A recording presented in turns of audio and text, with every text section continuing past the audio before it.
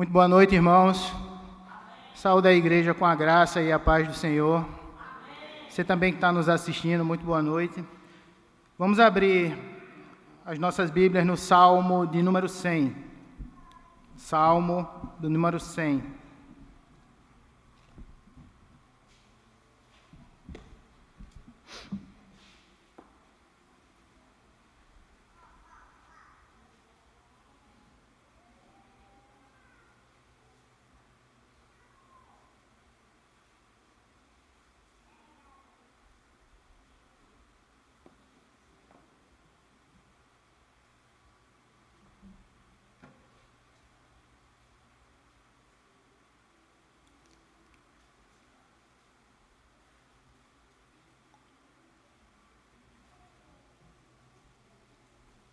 Salmo de número 100, irmãos,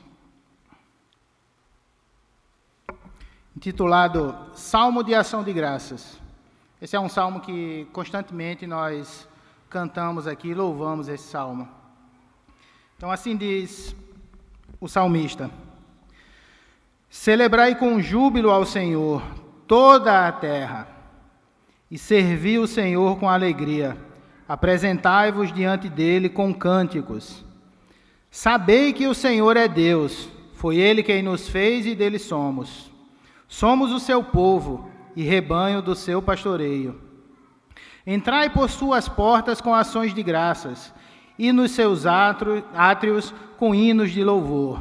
Rendei-lhe graças e bendizei-lhe o nome, porque o Senhor é bom, e a sua misericórdia dura para sempre, e de geração em geração a sua fidelidade.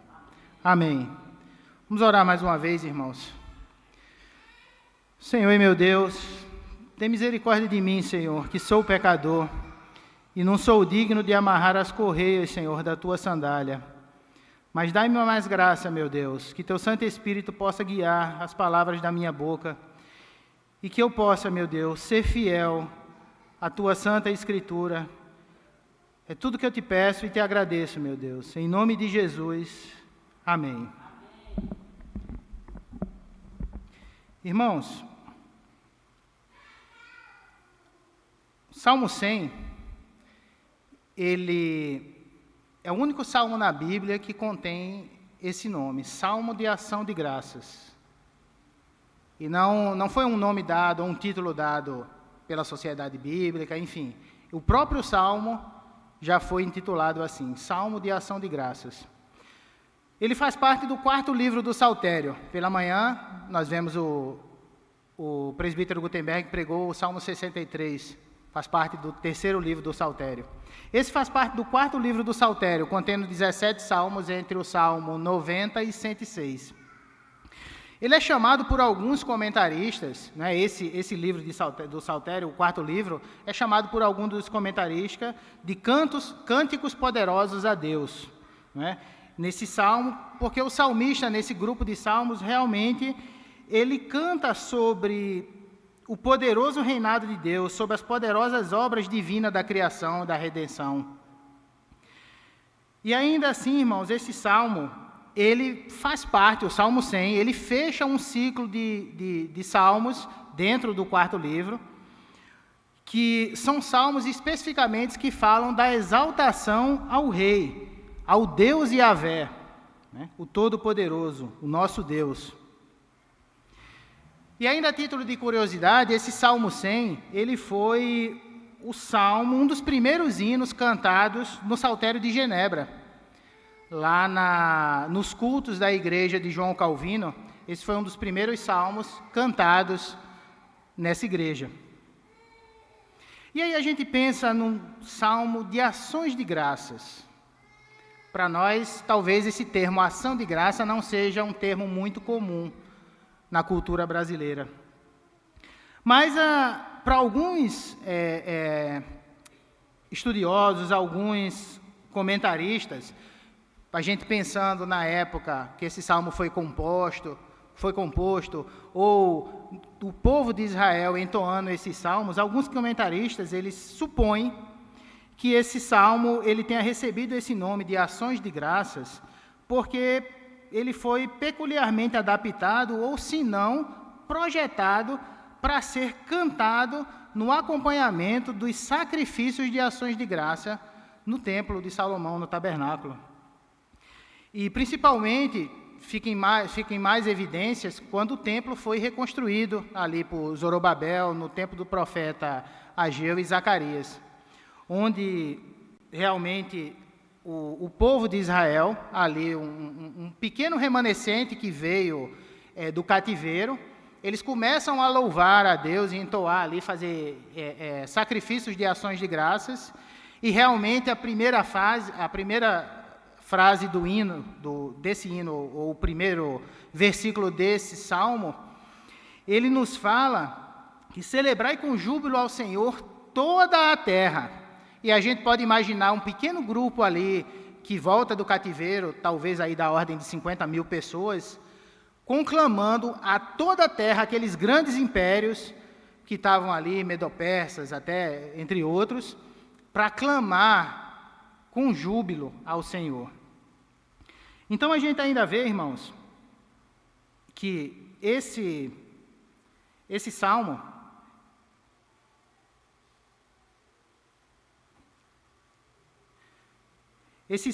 ele seguia, claro, ali o que diz, as leis que Deus deu a Moisés em Levíticos, em particular em Levítico 7, né, de 11 a 21, onde fala das leis e das ofertas pacíficas, e que realmente se fala do sacrifício de ações de graças. Eles acompanhavam o sacrifício no templo de Salomão. E quando a gente pensa em sacrifício, é algo muito polêmico, porque nós sabemos que, hoje em dia, após o sacrifício vicário do nosso Senhor e Salvador Jesus Cristo, onde todos os nossos pecados foram imputados injustamente a Ele, e pelo sacrifício do nosso Senhor Jesus Cristo, fomos salvos e hoje em dia fomos perdoados dos nossos pecados e temos a graça de receber a vida eterna, a gente fica um pouco até temeroso de falar sobre sacrifício. A gente pensa, sacrifícios ficou na velha dispensação. Mas o curioso é que o sacrifício de ações de graças, esse é o único sacrifício que, à luz do Novo Testamento, ainda é permitido. Eu gostaria que os irmãos abrissem as Bíblias, para a gente ver rapidamente, em Hebreus 13, versículo 15. Hebreus 13, versículo 15. Para que possamos ver que esse é o sacrifício ainda de ações de graças, que, à luz do Novo Testamento, devemos sim fazê-lo. Porque o autor da carta aos Hebreus fala: por meio de Jesus, pois, ofereçamos a Deus sempre sacrifício de louvor, que é fruto de lábios que confessam o seu nome. Martinho Lutero, irmãos, comentando sobre esse texto, ele fala algo muito interessante nessa questão dos sacrifícios de louvores a Deus. Primeiro, que para que nós ofereçamos um verdadeiro sacrifício de louvor a Deus, nós temos que levar em consideração que nós, por nós mesmos, não podemos fazer um sacrifício direto a Deus. Porque ele fala que é certamente verdadeiro que tal sacrifício de louvor, que seja oração, louvor, agradecimentos a Deus, eles não devem ser apresentados por nós mesmos ante a Deus, ou diretamente a Deus. Eles devem ser depositados sobre Cristo, e assim deixando que Jesus Cristo os apresente a Deus.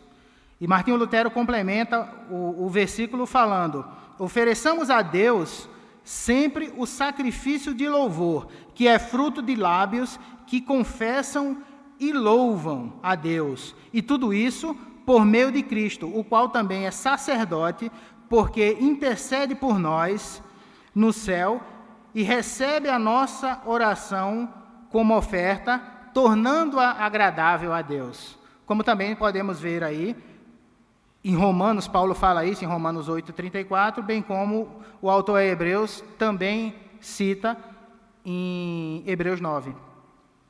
Então, irmãos, quando a gente pensa em sacrifício de ações de graças ou simplesmente um culto de ação de graças, como eu falei no início, para nós isso não é algo comum. Eu acho que, raras exceções, né, a gente não tem essa prática no Brasil, de culto de ações de graças. Mas os nossos irmãos puritanos, escoceses e ingleses, que desbravaram ali os Estados Unidos, foram os pioneiros ali, colonizaram a Nova Inglaterra, que hoje a gente conhece como Estados Unidos, eles implantaram essa cultura nos Estados Unidos, e isso é muito comum a eles. O Dia de Ação de Graças nos Estados Unidos, ou Thanksgiving Day, para eles é algo que talvez fuja um pouco do nosso entendimento, porque os nossos irmãos puritanos, eles puseram em prática exatamente o versículo 1 desse salmo. Celebrai com júbilo ao Senhor toda a terra. E quem já teve a oportunidade de participar ou presenciar um dia de ações de graças nos Estados Unidos, vai perceber que, independente da sua religião, credo, cor, o que seja, todos celebram esse dia. Todos celebram o dia de ação de graças. E para eles, é a última quinta-feira de novembro, onde eles comemoram esse dia de ação de graças. E a cultura disso é muito mais forte, porque é um dia que é observado de gratidão a Deus, com orações, festas e grande júbilo ou grande agradecimento pelas boas bênçãos ou pelas coisas maravilhosas que Deus fez a eles durante todo o ano que há passado. Então, a cultura do Dia de Ações de Graças nos Estados Unidos é um dia de agradecimento completo a Deus por tudo de bom que Deus proporcionou a eles durante o ano. O deitar, o levantar, o pão de cada dia e todas as coisas e bênçãos maravilhosas que Deus pode ter dado a eles nesse dia. E realmente, como eu falei, o interessante é que todos nos Estados Unidos contemplam esse dia de agradecimento a Deus, independente ao Deus que eles sirvam. E para nós isso não é algo comum. A nossa cultura brasileira, ela tem inúmeros feriados, todos atribuídos, a grande maioria deles atribuídos a santos da Igreja Católica, mas a gente não tem esse costume de ser grato a Deus pelas boas coisas que Deus pode nos dar ou que Deus nos proporciona. E muitas vezes, irmãos, como o presbítero Gutenberg citou pela manhã, você adora a Deus pelo que Ele pode te dar ou pelo que Ele é? Porque muitas vezes só vamos a Deus pelo que Ele pode nos dar, ou quando pedimos alguma coisa. O pastor Diogo costuma falar que faça um teste, comece a orar agradecendo a Deus. Você vai ver que você não vai conseguir passar talvez 1 ou 2 minutos agradecendo a Deus, você vai começar a pedir. É do nosso íntimo. É difícil ser grato a Deus. Nós sempre buscamos, talvez com um certo interesse que é válido, por algo em troca, uma cura de uma doença, uma bênção material, enfim, uma melhora financeira, o que quer que seja. Mas é difícil a gente verdadeiramente ser grato a Deus e adorá-lo simplesmente pelo que Ele é. E é uma das coisas que o salmista vai nos mostrar nesse salmo, que devemos adorar a Deus não pelo que Ele pode nos dar, mas porque Ele é Deus, e louvado seja Deus. Então, irmãos, ainda a título de introdução, para que possamos caminhar versículo a versículo e entrar aqui na estrutura dos Salmos, eu gostaria de contar uma fábula. Uma fábula de um famoso escritor.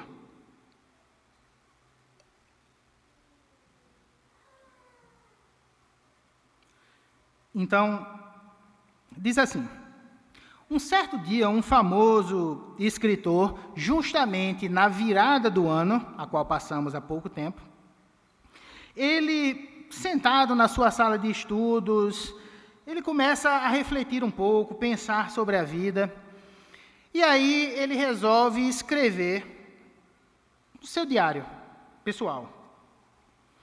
E aí, geralmente, várias pessoas fazem isso aí, uma retrospectiva do ano. E ele começa dizendo assim, escrevendo assim: ano passado, já diante de todo o meu sofrimento de saúde, que eu precisei fazer uma cirurgia para retirar a minha vesícula biliar, eu fiquei internado por muitos dias. E também depois fiquei acamado semanas, até eu conseguir me recuperar. Neste mesmo ano, eu cheguei à idade de me aposentar e tive que renunciar a continuar no meu emprego favorito. Eu já trabalhava ali naquele editorial há mais de 30 anos. Ainda neste ano, experimentei a terrível dor de perder o meu pai para a morte. E se não bastasse tudo isso, meu filho não passou nos exames médicos do concurso do Tribunal de Justiça, simplesmente porque ele sofreu um gravíssimo acidente de automóvel e ficou hospitalizado por vários dias. Mas se tudo isso não bastasse, ele ainda conseguiu destruir o meu carro de luxo novinho em folha. E ao final este homem escreveu: este foi um ano terrível. Este foi um ano muito mal para mim. Irmãos, guardem um pouco essa fábula, que logo mais a gente retorna a ela. Porque na estrutura desse Salmo 100, a gente vê que o salmista, ele emprega aqui 7 verbos no imperativo. E aqui que na linguagem grega, hebraica, né, e na grega também tem, se chamam de verbos de volição. São duras ênfases que o salmista faz aqui para chamar a atenção dos leitores, ou daqueles que estavam entoando ali, cantando esse hino para louvar a Deus. Se a gente for olhar na estrutura do Salmo, esses verbos, esses 7 verbos, tem mais verbos, mas esses 7 têm mais ênfase, onde falam: aclame ao Senhor, prestem culto ao Senhor, entrem na presença do Senhor, reconheçam que o Senhor é Deus, e entrem por suas portas com ações de graças. Rendei-lhe graças ao Senhor, e bendigam o nome do Senhor. Esses salmos, eles são feitos na linguagem poética, aqui se usa muito na linguagem hebraica, os quiasmos, que é uma estrutura que se escreve em hebraico em X, que ele fala uma coisa e no próximo verso ele reforça essa mesma coisa, usando ali palavras diferentes. Mas, em particular aqui, diante desses 7 verbos de volição, alguns comentaristas mais espiritualistas, digamos assim, eles citam aqui 7 verbos porque eles falam da plenitude, da soberania de Deus. Eles usam o número místico 7 e acreditam aqui que o salmista usa esses 7 verbos pela plenitude, pela soberania de Deus, que Deus é o Deus Todo-Poderoso nesse salmo. Mas não é nesse ponto, irmãos, que eu quero focar, porque o salmista aqui, ele claramente nos convoca a glorificar a Deus e a servir ao Senhor com alegria e com cânticos. Essa é uma das ordens imperativas desse salmo. Mas a gente pode perguntar, ou se perguntar, por que a gente deve glorificar a Deus, ou por que devemos servir ao Senhor, e ainda com alegria e com cânticos? E o salmista vai nos mostrar aqui o porquê de tudo isso. Por que você deve glorificar, celebrar a Deus, glorificar a Deus? E ele vai dar aqui 3 principais razões por que a gente deve glorificar a Deus, cantar com júbilo. Ele vai citar aqui na estrutura do Salmo que devemos das razões é reconhecer quem é o Senhor Deus. A gente ele vai demonstrar como o Senhor deve ser adorado, na beleza da sua santidade. E ele também vai responder o porquê que o Senhor deve ser adorado. Tudo na estrutura desses 5 versículos, desse salmo. E além disso, ele também vai nos dar, além dessas 3 razões, ele vai enfatizar o porquê devemos servir e glorificar a Deus, destacando 4 atitudes que devemos ter para verdadeiramente glorificar e servir a Deus, pela apreciação, pela adoração, pela afeição e pela sujeição a Deus. Então, pela apreciação, devemos apreciar e contemplar a Deus pelo que Ele é. E o salmista vai nos mostrar aqui que Deus é bom. Ele é Criador. Nós devemos adorar e louvar a Deus também pelo que Ele é, não pelo que Ele pode nos dar. Nós temos que ter a afeição a Deus, e toda a afeição do nosso coração em relação a Deus, ou simplesmente nós devemos amar a Deus também pelo que Ele é. Mas o principal, irmãos, é a sujeição a Deus, porque nós devemos ter a nossa sujeição a Deus, toda a nossa vida, nós devemos se submeter e obedecer às ordenanças e os mandamentos de Deus, porque Ele é Senhor, foi Ele quem nos fez e deles somos. Ele nos criou, e somos o seu povo e o rebanho do seu pastoreio, como o salmista bem cita aqui. Se a gente for pensar um pouco no rei Davi, que falou a mesma coisa no Salmo 23, e aí Davi fala, o Senhor é meu pastor, e de nada tenho falta. Louvado seja Deus, irmãos, porque Ele cuida de nós, Ele é um Deus presente e que conhece cada um no íntimo do seu coração. E aí eu queria, irmãos, que agora a gente pudesse expor e entrar versículo a versículo. O verso 1, ele fala, celebrai com júbilo ao Senhor todas as terras. Então aqui o salmista ressalta o aspecto da celebração a Deus, o aspecto do verdadeiro culto a Deus, um culto de adoração, celebrai ao Senhor toda a terra. E aqui, irmãos, a nossa tradução em português, ela é um pouco acomedida, ela é um pouco tímida, podemos falar assim, porque do original do hebraico, essa questão de celebrar com júbilo, o verbo hebraico aqui, ele tem uma ênfase muito maior. O verbo hebraico aqui é ruá, é um verbo usado num contexto de guerra. Ele é um verbo usado quando o rei chegava na batalha e o exército estava ali presente e eles começavam a gritar, a bradar. A palavra correta aqui do hebraico seria bradar com júbilo. Eles gritavam a presença do rei, e principalmente aqui no contexto, depois que a batalha era vencida, vários filmes a gente pode ver isso aí, que os soldados começam a gritar e a bradar com todo o seu fôlego, com todo o seu vigor, aquela vitória. Então, o original do hebraico aqui seria bradar ao Senhor. Então, quando a gente canta, a gente louva a Deus, deveríamos verdadeiramente bradar ao Senhor, com toda a nossa força, com todo o nosso fôlego do nosso coração. Um dos exemplos que o pastor Diogo sempre usa aqui, principalmente no final do ano, é a questão de festas aí, Carnatal, que aquelas pessoas estão ali a palavra da sua terra é se esgoelando, né? Se esgoelando, gritando. Esse deveria ser o nosso verdadeiro comportamento diante de celebrar com júbilo ao Senhor, bradar com cânticos de louvor. Isso é o que o salmista quer dizer.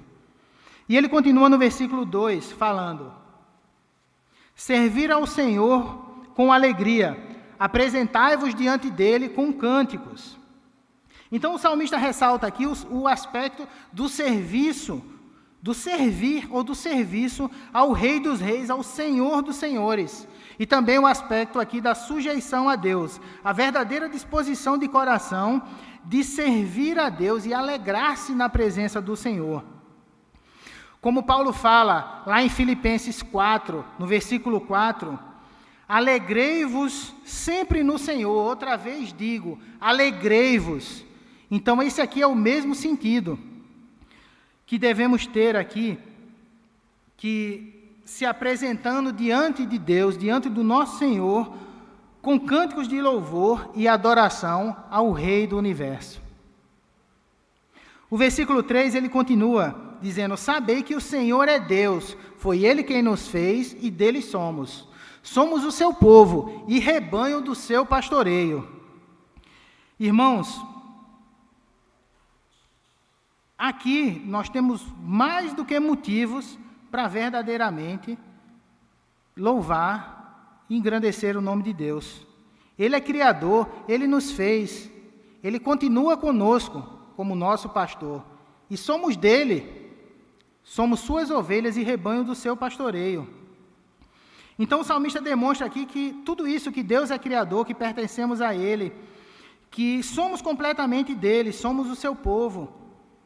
Então, irmãos, é por isso que devemos adorá-lo, não porque ou o que Ele possa nos dar, mas porque Ele é Deus. E aí, além de tudo, nos nossos símbolos de fé, nós podemos confirmar isso de uma maneira bem simples. Se a gente pensar nos nossos símbolos de fé, no Catecismo Maior de Westminster, onde fala qual é o fim principal do homem, é glorificar a Deus e alegrar-se nele para todo sempre. E louvado seja Deus, isso aqui é o que realmente o salmista nos passa, que devemos alegrarmos e glorificar a Deus para todo sempre. E o salmista continua aqui, entrai por suas portas, no versículo 4, entrai por suas portas com ações de graças, e nos seus átrios com hinos de louvor, rendei-lhe graças e bendizei-lhe o nome.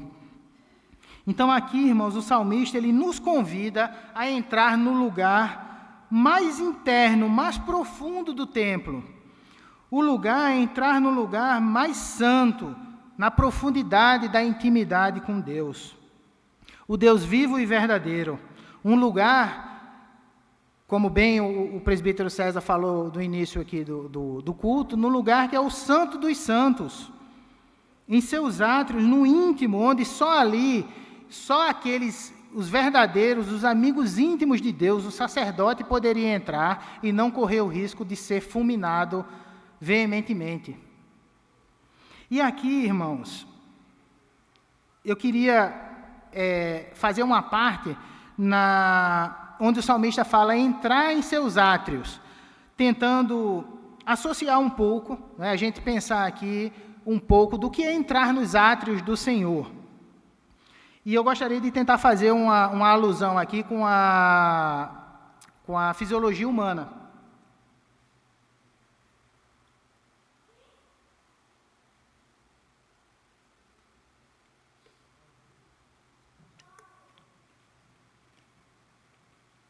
Para a gente tentar entender ou compreender um pouco toda essa beleza e a profundidade do que o salmista está dizendo aqui, entrar nos átrios do Senhor. Então a gente pode pensar na anatomia humana como o que é um átrio? O que é o átrio na anatomia humana? O pessoal da área de saúde aí, eles conhecem muito bem que o átrio é a cavidade, são as cavidades internas que nós temos no coração do homem. E essa cavidade é responsável por receber o sangue e bombear ele para os outros órgãos. E, curiosamente, entrar nos átrios de Deus, a gente pode pensar um pouco no que o apóstolo Paulo falou lá em Romanos 8, quando ele nos fala sobre as provas e a certeza do amor de Deus por nós. Então, em particular, no versículo 34 do capítulo 8, Paulo fala assim, Quem nos condenará então? Ninguém, pois Cristo Jesus morreu e ressuscitou e está sentado no lugar de honra, à direita de Deus, intercedendo por nós. Então, irmãos, quando a gente pensa no átrio, em particular, se a gente pensar no átrio do coração, no átrio humano, do lado direito, ele é responsável ali por receber todo o sangue venoso, que é rico em gás carbônico. Então, teoricamente, para o nosso corpo, um sangue em gás carbônico, ele não resolve muita coisa. Mas já o sangue arterial, depois que o átrio direito bombeia para o pulmão oxigena esse sangue, e aí sim, ele volta para o nosso corpo e vai ser bombeado de novo agora para todos os nossos órgãos, rico em oxigênio, que aí é o sangue que dá vida, que consegue nos manter verdadeiramente vivo e nos dar fôlego. Então, quando a gente pensa aqui, desta forma, irmãos, que esse sangue ele revigora o corpo do homem, a gente pode pensar aqui nessa questão dos átrios, de estar nos átrios do Senhor, e perceber que aqueles ali que estão íntimos de Deus, eles estão em seus átrios, nós recebemos um espírito renovado e cheio de força. Recebemos vida e alegria para adorar ao Senhor, como o salmista fala, com hinos de louvor, rendendo graças e bendizendo o nome. E quando a gente pensa aqui no que Paulo falou, que Jesus está à direita, no lugar de honra, à direita de Deus, intercedendo por nós, do lado direito, assim como o nosso átrio. Por quê? Porque Jesus, ele é a fonte de vida. E a gente pode ver isso, que jorra a água da vida. A gente pode ver isso em várias passagens na Bíblia. Se a gente pensar em Zacarias, a gente vai ver que em Zacarias 13 fala que naquele dia uma fonte jorrará para os descendentes de Davi e para os habitantes de Jerusalém, para purificá-los do pecado e da impureza. São todas as promessas de Cristo. Então, como João fala em Apocalipse, então o anjo me mostrou um rio de água viva, que, clara como cristal, fluía do trono de Deus e do Cordeiro, que é o próprio Jesus. E ainda assim, quando Jesus fala com aquela mulher cananeia, pedindo água, ele diz que se ela soubesse quem ele era, ela não iria nunca mais ter sede. E daí, quando ela diz que quer beber dessa água, Jesus responde, né? Quem beber dessa água terá sede, a água do poço. Mas quem beber da água que eu lhe der, nunca mais terá sede. Do contrário, a água que eu lhe der se tornará uma fonte de água para jorrar a vida eterna. E é assim, irmãos, assim como o salmista fala de entrar nos átrios de Deus, ou se a gente pensar no nosso coração, o átrio direito, que leva o sangue para o pulmão, para oxigenar e revigorar a nossa vida, assim é o nosso Senhor e Salvador Jesus Cristo, que revigora a nossa alma, que jorra a água da vida naqueles que o buscam. E esse é o sentido, irmãos, que o salmista fala aqui, para realmente entrarmos na presença e na intimidade de Deus.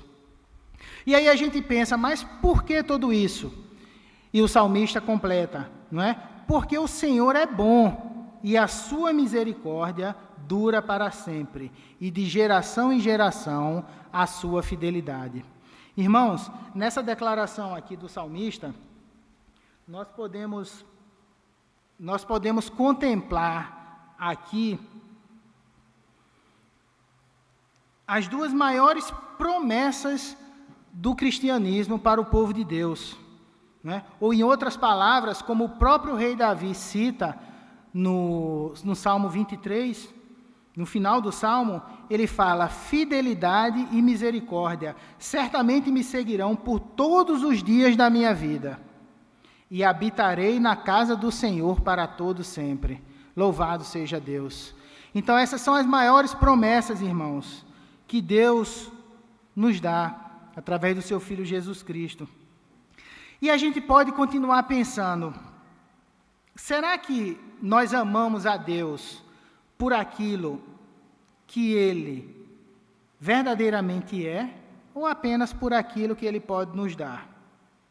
Será que a gente está tentando, ou vem tentando toda a nossa vida, fazer uma troca com Deus? Tentar barganhar, como muitas vezes acontece? Então, realmente, irmãos, a gente deve amar a Deus simplesmente porque Ele é bom e a sua misericórdia dura para sempre. Louvado seja Deus. E aí, irmãos, eu queria concluir só fazendo uma aplicação direta desse salmo.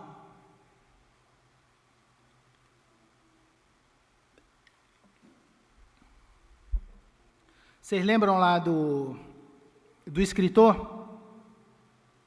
Onde realmente ele teve um ano muito ruim, né? Um ano mau. Mas a história dele continua.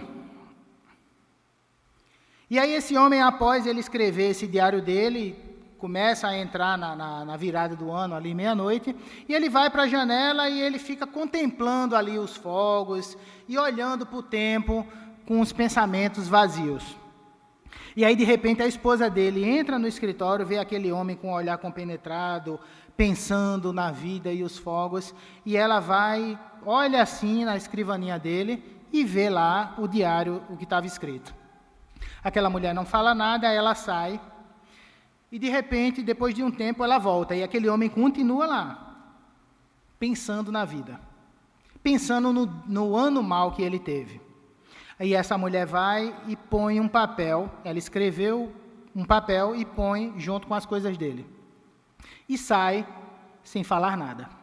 Depois de muito tempo, esse homem, com seus pensamentos vazios, volta para a cadeira, para a escrivaninha dele, e de repente ele percebe um papel diferente ali.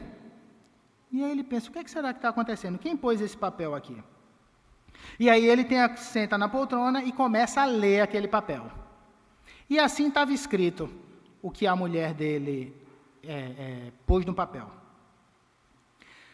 Pela graça de Deus, no ano passado, finalmente arranquei do meu corpo a minha vesícula biliar, que tanto me causou problemas de saúde, fortes dores, náuseas, vômitos e muita febre durante todo o ano.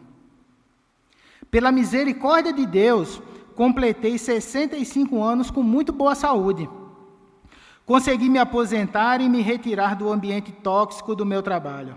Agora, eu posso utilizar todo o meu tempo livre para louvar e engrandecer a Deus, meditando na sua palavra dia e noite, escrevendo e pregando sobre as maravilhas e a bondade de Deus, com paz e tranquilidade no coração.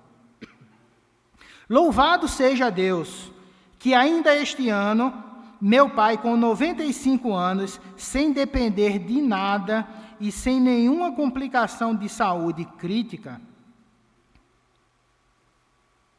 recebeu a maior promessa do nosso Senhor e Salvador Jesus Cristo.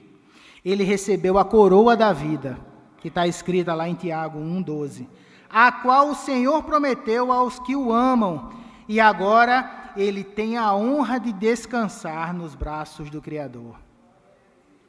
E, finalmente, por um milagre da mão poderosa de Deus, o Senhor abençoou o meu filho com uma nova oportunidade de vida diante de tão trágico acidente de carro.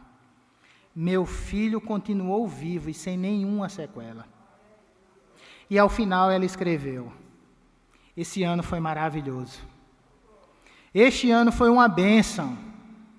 Este foi um ano muito bom. Irmãos, foram os mesmos acontecimentos, porém, com pontos de vista totalmente diferentes. Por um lado, um escritor com um coração amargurado, cheio de amargura, com falta de agradecimento a Deus. Não é? Pessoas que não dão graças por nada, não agradecem a nada. Mas, por outro lado, irmãos, podemos ver a esposa desse escritor, com um coração cheio de agradecimento a Deus, com um coração que celebra as bênçãos do Senhor com júbilo, como diz o salmista, com um coração que verdadeiramente brada de alegria ao Senhor. Irmãos, e na nossa vida atualmente, qual o ponto de vista que está guiando a minha e a sua vida nesse momento, ou durante todo esse ano que passou? Você enxerga a sua vida do ponto de vista desse escritor, com amargura de coração, com ingratidão total a Deus, nada está bom para você?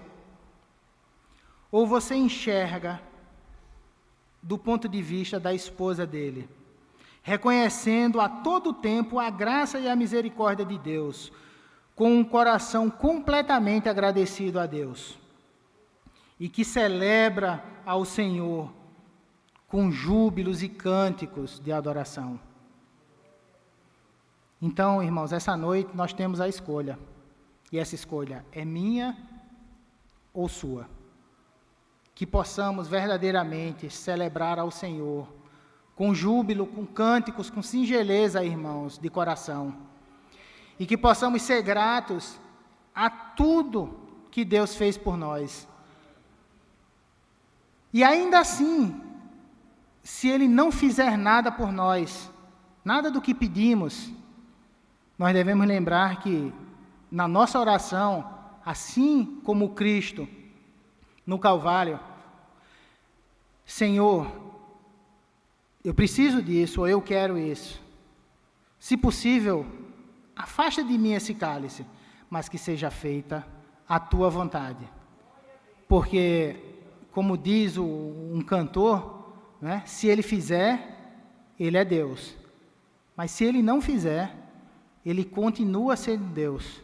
E devemos adorá-lo porque ele é Deus, porque ele é bom e as suas misericórdias duram para sempre. Amém? E Deus planta essa mensagem no nosso coração, irmãos.